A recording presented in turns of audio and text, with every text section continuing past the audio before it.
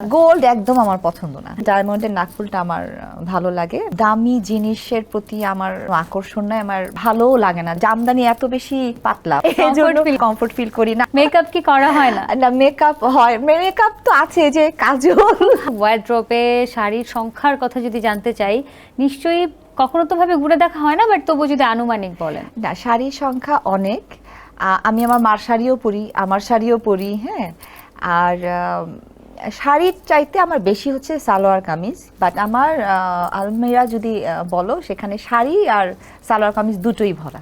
আচ্ছা, দুটো মিলে সালোয়ার কামিজের সংখ্যা এবং শাড়ির সংখ্যা আলাদা করে? আসলে ওরকম ভাবে গুণা তো হয় নাই, কিন্তু আছে অনেক। আচ্ছা। অনেক আছে। আর শাড়ির কথা যেহেতু বলছিলাম, সবচেয়ে দামি শাড়ি আলমারিতে কোনটি আছে, কত দাম? আমি আসলে অনেক দামি জিনিসের প্রতি আমার কোনো আকর্ষণ নাই, আমার ভালোও লাগে না যে অনেক দাম দিয়ে একটা জিনিস কিনবো। আমার কেন জানি এটা ইচ্ছাও হয় না। আমার মনে হয় যে আমি খুব আমি সিম্পলের মধ্যে গর্জিয়াস এরকম কিছু কিনবো, কিন্তু সেটা মানে আছে না যে একদম খুব দামি হতে হবে, এমন কোনো কথা না। আমি 1200 টাকা 600 টাকা দামেরও শাড়ি কিনে পরেছি, হ্যাঁ। আমার ভালো লাগে, যেটা আমার ভালো লাগে আমি সেটাই কিনি। আচ্ছা, তবু নিজের টাকা দিয়ে, মানে নিজের যখন শপিং করতে যান, সবচেয়ে বেশি দামি শাড়ি কত টাকা দিয়ে কেনা হয়েছে?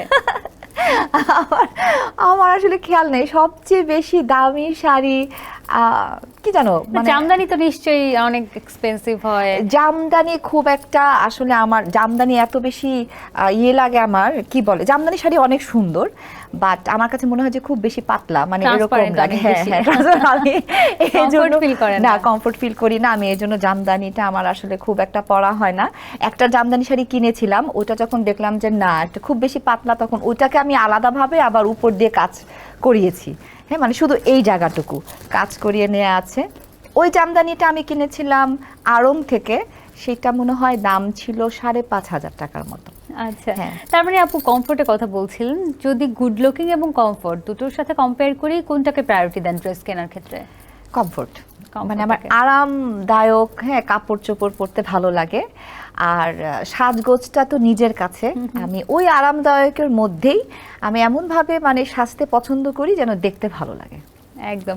এবং আপু আজকে যেভাবে এসেছেন স্টুডিওতে, দর্শকরা তো দেখতেই পাচ্ছে, বাট তবু আমি একটু যদি বলি যে আপু খুব সুন্দর বেলি ফুল চুলে দিয়ে এসেছেন, সুন্দর লাগছে, এবং সুন্দর একটা শাড়ি পরেছেন, বাট তার মুখে আমি কোনো আসলে সেভাবে মেকআপ দেখতে পাচ্ছি না। তো মেকআপ কি করা হয় না? না, মেকআপ হয়, মেকআপ তো আছে, যে কাজল, হালকা কাজল, তারপরে মাস্কারা, এগুলো আমার পছন্দ। একটু হালকা লিপস্টিক, এটা আমার পছন্দ। এছাড়া আর অন্য কিছু আমার আসলে, আমি ন্যাচারালি আপু আপনি এত সুন্দর, মাশাআল্লাহ। তো সুতরাং আসলে আর কিছুর প্রয়োজন নেই। ভীষণ ভালো লাগছে, খুব মিষ্টি লাগছে দেখতে।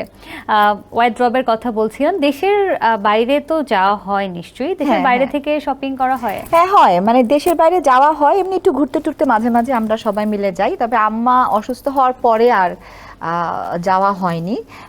আম্মা না, মানে বাবা অসুস্থ হওয়ার পর থেকে আর খুব একটা বাইরে যাওয়া হয়নি। কখন, মানে কিভাবে যাব, ওনাদের ছেড়ে তো আর যাওয়া যায় না। হ্যাঁ, সুযোগ হয়নি। তো বাইরে গেলে কি কি শপিং করা হতো, কি ধরনের শপিং, কি কেনা হতো? বাইরে গেলে আমি বেশি জুয়েলারি, যে আমার মানে অর্নামেন্টস, এই জাতীয় জিনিসই কেনা হয়। আর খুব কম পারফিউমও কিনি, কিন্তু ওই কানের দুল, গলার এগুলি আমার ভালো লাগে। গোল্ড একদম আমার পছন্দ না। আমার গোল্ড একদম আমার পছন্দ না, গোল্ড কালারটাই আমার ভালো লাগে না। কিন্তু আমার সিলভার আমার খুব পছন্দ। আর হচ্ছে এই তো ইমিটেশনের জিনিসগুলো আমার ভালো লাগে। আচ্ছা, আর আমি দেখতে পাচ্ছি একটু অ্যান্টিক টাইপের কিছু জুয়েলারি আজকে পরে আছেন, তার মানে এগুলোই কেনা হয়? হ্যাঁ, এগুলোই কেনা হয় আমার। আচ্ছা, আর যদি আমি ডায়মন্ড এবং গোল্ডের কথা বলি, সেক্ষেত্রে ডায়মন্ডের নাকফুলটা আমি পরি। ডায়মন্ডের নাকফুলটা আমার ভালো লাগে, মানে একটা পাথর থাকে তো, আর এটা অনেক দিন যায়। হ্যাঁ, আর এমনি নর্মাল পাথরের কিনলে হয় কি, ওটা কালারটা ডিসকালার হয়ে যায়, নষ্ট হয়ে যায়। তো ডায়মন্ডের পাথরটা আমি কিনি, শুধু নাকফুলটার। আদ্যপান্ত একজন খুবই খুবই সাধারণ থাকতে ভালোবাসা একজন মানুষ, বুঝতে পারছিলাম কথা বলে।